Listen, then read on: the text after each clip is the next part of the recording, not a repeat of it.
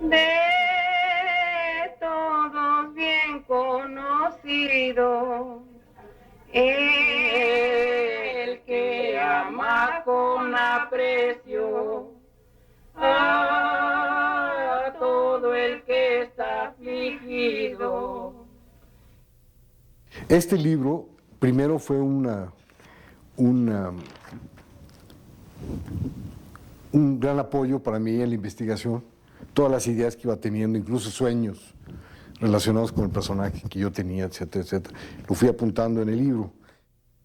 Y más adelante también lo que hice fue hacer apuntes ya sobre el montaje mismo, ¿no? Aquí vienen, por ejemplo, ya algunos apuntes sobre que esto ya es un storyboard, ya no es, no, es un storyboard de la película. Muchas de este montaje está totalmente respetado, ¿no? Y digamos que este libro se terminó pues, cuando yo terminé la película, ¿no? El Niño Fidencio es la culminación de una serie de proyectos que yo realicé para el Centro de Producción de Cortometraje. En esa época había un apoyo muy decidido por parte del Estado para realizar documentales. En mi caso, por ejemplo, fue una serie de documentales que combinó con el Niño Fidencio y que empezó con María Sabina, Tess Guinada, Poetas Campesinos y finalmente el Niño Fidencio.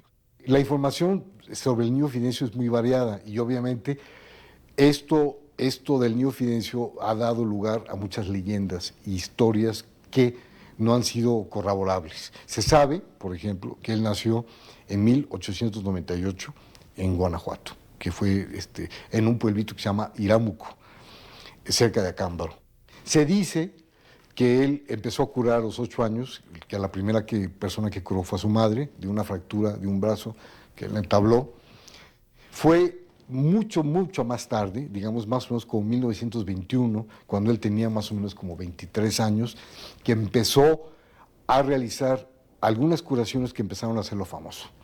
Una de ellas fue una explosión en las minas de la Reforma, donde hubo muchos mutilados y heridos, y él los curó a todos. Digamos, esa fue una de sus primeras curaciones famosas, digamos, ¿no? No de curar a un individuo, sino de curar a mucha gente que se había accidentado en las minas.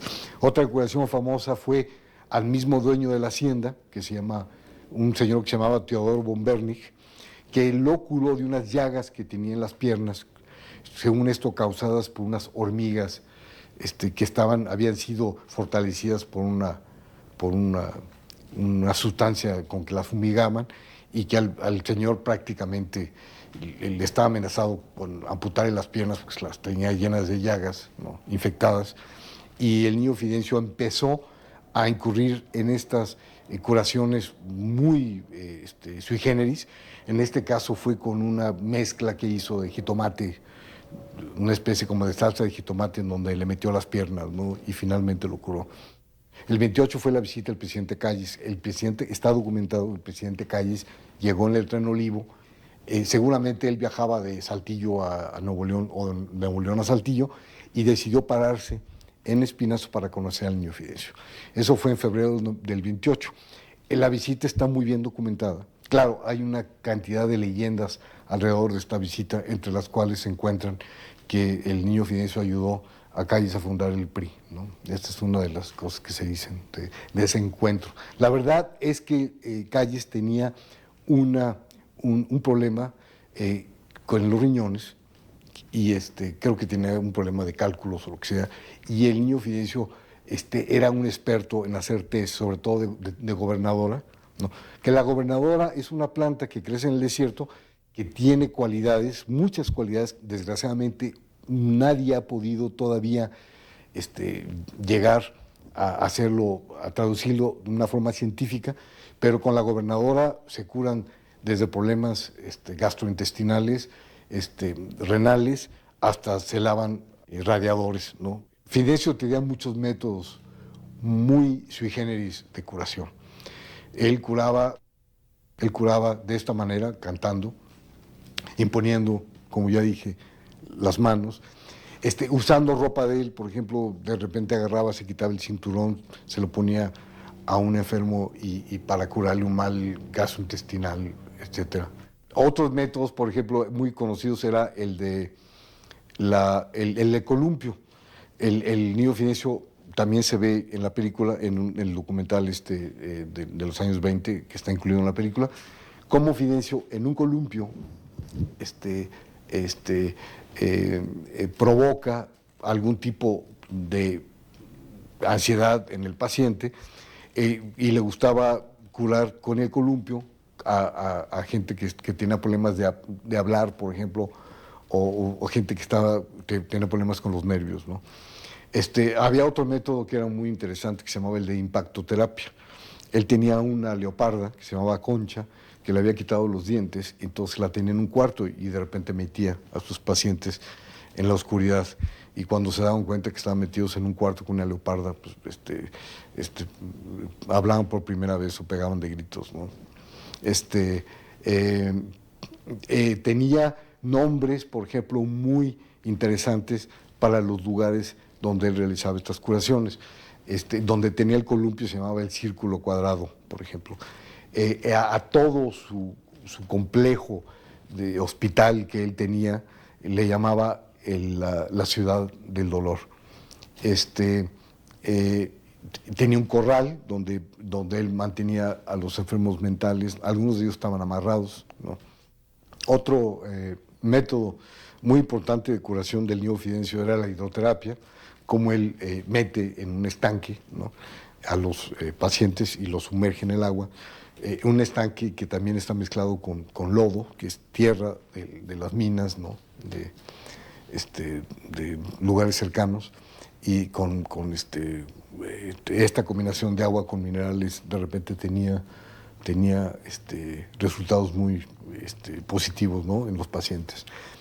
Algo que impresionaba mucho del niño Fidencio era su manera de hacer cirugía, ¿no? Esta es una de las cosas que más escandalizaba en la gente, por ejemplo, y que finalmente en las fotos son las más impresionantes, ¿no? Como él, por ejemplo, con un pedazo de vidrio, agarraba una botella y ¡plas!, ¿no?, la cortaba y escogía los pedacitos de vidrio y los calaba, ¿no?, los pedazos de vidrio, y con estos pedazos de vidrio él lo utilizaba como bisturí y, por ejemplo, abría, sacaba apéndices, sacaba tumores de todo tipo, ¿no? Hay fotos en donde se ve, por ejemplo, una rodilla así toda hinchada con un tumor tremendo y el señor está cortando a la mitad, ¿no? Quitaba cataratas, por ejemplo, con pedazos de vidrio. O sea, había cierto tipo de curaciones a nivel de cirugía que eran de una audacia, y lo hacía él con una tranquilidad increíble, ¿no? O sea, esta es una de las pruebas que él de alguna manera se sentía como dotado, ¿no?, por Dios para hacer este tipo de cosas, porque casi podemos decir que la mano se la llevaba el Dios, ¿no?, para hacer todo este tipo de cosas, ¿no? Creo que Fidencio tenía un conocimiento muy intuitivo del cuerpo humano, ¿no? Tocaba mucho, no diagnosticaba o diagnosticaba sin ningún tipo de apoyo, como podría ser un doctor, por ejemplo, con análisis o una radiografía. Él simplemente tocando a sus pacientes diagnosticaba lo que ellos tenían, ¿no? Creo que también que este contacto físico de tocar a un paciente, sobre todo si se trata de un paciente terminal, era importante también para la recuperación, la curación del paciente. Y yo sí creo que la experiencia de curar tanta gente, cientos al día, ¿no?, le ha de verdad una experiencia importante, ¿no?, para diagnosticar y en momentos curar, en momentos no, seguramente, ¿no? Esto explica su auge y finalmente a lo mejor también su decadencia. No se sabe exactamente por qué, pero los últimos años, antes de su muerte, digamos que fue en 1938, ya no había tanta gente como antes. Él había engordado un poco, yo creo que era parte por yo creo que fue una hepatitis lo que finalmente lo llevó a la tumba, ¿no? Incurable, probablemente una hepatitis C.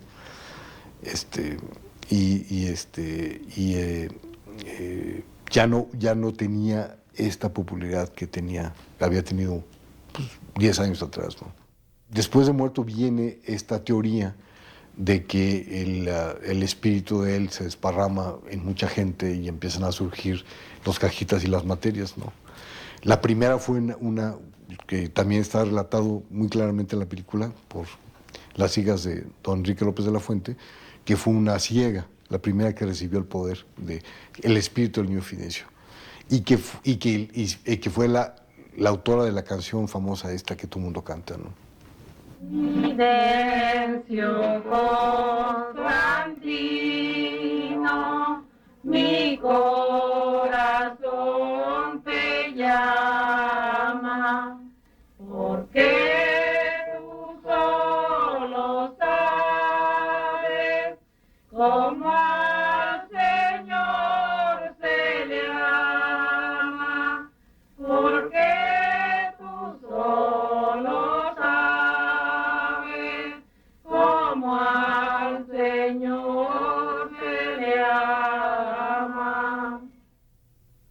A mí el tema especialmente me cautivó porque yo desde niño tuve noticias de este personaje, yo soy de Nayarit, entonces me llegaban un poco de noticias del norte de México, en artículos que yo leía, por ejemplo, en la prensa, en el periódico, y finalmente fue un documental de un aficionado que yo vi más o menos por los años 70, cuando yo estaba realizando mis películas sobre los huicholes, que me motivó muchísimo para iniciar una investigación y ver la posibilidad de filmar esta película.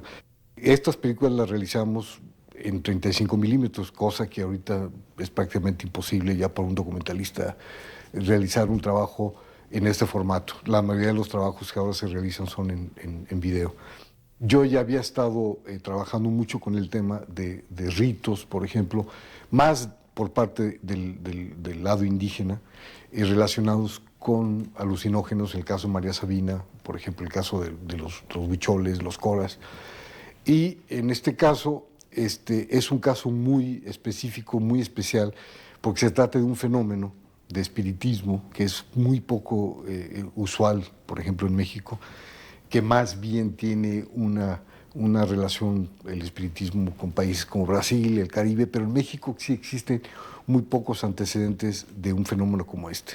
Además, es un espiritismo que se da a nivel masivo. Por ejemplo, en la película se nota una especie como de catarsis masiva de este fenómeno de posesión, digamos, espiritual, y en el caso muy concreto de la posesión del niño Fidencio, ¿no? Este documental se prestaba mucho para hacer algo, para hacer una crítica feroz en contra del fidencismo, ¿no? Para tacharlo tachar a la gente de fanáticos, de ignorantes, ¿no? Yo hice un enorme esfuerzo porque mi documental no fuera eso, por tener un enorme respeto por esta gente y sobre todo gente que está a un nivel de desesperación tal, por ejemplo, ya sea por una falta cometida en la vida, ya sea por una enfermedad incurable, en donde básicamente lo que yo quise hacer con este documental es simplemente una muestra de cómo la gente tiene esta enorme fe y enorme esperanza en algo.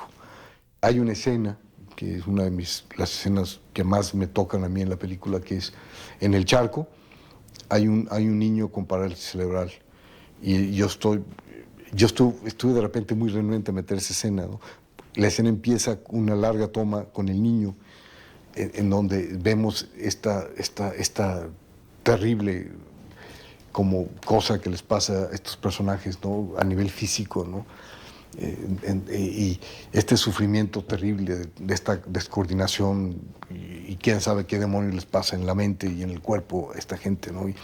Y poco a poco hay un tilt-up y voy al rostro de la mujer, que es la madre de ese niño, en donde está concentrada realmente toda la angustia y toda la tristeza y la esperanza al mismo tiempo de la madre de que su hijo se cure. Yo pienso que esa escena de alguna manera resume la intención de la película, ¿no? Es esta acumulación de fe y de esperanza en casos perdidos, ¿no? Prácticamente, ¿no? Con el niño Fidencio, yo tuve una cercanía, en ningún momento me sentí agredido. Un par de veces alguien me pidió que no lo filmara y yo lo respeté, ¿no? Yo siempre he sentido que en un momento dado el estar cerca de la gente es como un acto de amor, ¿no? Y bueno, un acto de confianza, ¿no? A lo mejor porque yo fui uno de los pioneros, ahora últimamente mucha gente va a fotografiar. Han surgido muchas películas también sobre el fidencismo a raíz de la que yo hice. Se han hecho muchas fotos, ahora llama mucha gente a documentar y a lo mejor ahora ya no es tan fácil hacerlo. Yo creo que las condiciones fueron perfectas, ¿no? Yo no cambiaría nada. Yo creo que fue muy afortunado el equipo, el tiempo, la época en que yo hice la película, ¿no? Yo venía de una experiencia ya de muchas películas documentales y creo que El Niño Fidencio es probablemente mi mejor documental, el mejor documental que yo he realizado.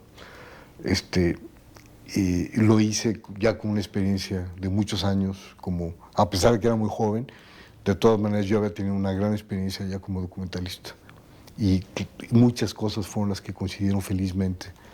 El fenómeno en sí, mi experiencia ya como documentalista, los profesionistas que yo llevé, la sonidista Sibila Ayem, el asistente de cámara, que es Heriberto Gutiérrez, ¿no? que fue un personaje que a mí me ayudó muchísimo también, el productor que manejó las cosas con una discreción increíble, que fue Enrique Aracil, que en paz descanse, ya no vive. Un equipo muy pequeño, pero un equipo como muy concentrado en lo que íbamos a hacer. La participación de Guillermo Sheridan, su crédito aparece como investigador. De hecho, en principio era mi co-guionista, digamos, ¿no? Con él inicié todo lo que es la investigación y es muy importante porque yo aunque llegué a un lugar que nunca había estado, que no conocía cómo funcionaba el fenómeno, digamos, ¿no? Día con día, cuáles eran las cosas que iban a ir sucediendo. Yo ya tenía una información bastante detallada del personaje y me ayudó eso a estructurar mi proyecto, ¿no? Lo que pasa es que en un principio yo tenía una idea muy diferente de cómo hacer este documental. Incluso pensé que a lo mejor yo podía medio ficcionarlo, o sea, hacer una especie como de docudrama. Afortunadamente no seguí por ese camino. Lo que pasa es que en esa época empezaba a existir esta manera de hacer documentales en donde después se puso muy de moda, en donde había siempre una mezcla de ficción con documental. Y yo tenía ganas de empezar a hacer ficción, por un lado, ya había hecho mucho documental, ¿no? Y se me antojaba dramatizar algunos capítulos de la vida del Niño Fidencio, ¿no? Afortunadamente me vi con un fenómeno tan fabuloso y tan, como tú dices, que me llegó a imponer visualmente todo, que ya no me vi en la necesidad de recurrir a eso, ¿no? Finalmente, felizmente, creo yo que el documental se quedó como un documental y como tratar finalmente de transmitir al espectador lo que yo sentí mientras estaba ahí. Por eso nunca, jamás se me antojó meter una voz en off, o meter un mapa, o explicar nada, porque la evidencia visual es se impone de tal manera lo que está pasando ahí, que no necesita, creo yo, y por eso me gusta mucho este documental. Y bueno, yo, como en esta película, como en María Sabina, yo creo que una falsa modestia en lo que voy a decir, pero yo me sentí destinado a hacer este trabajo.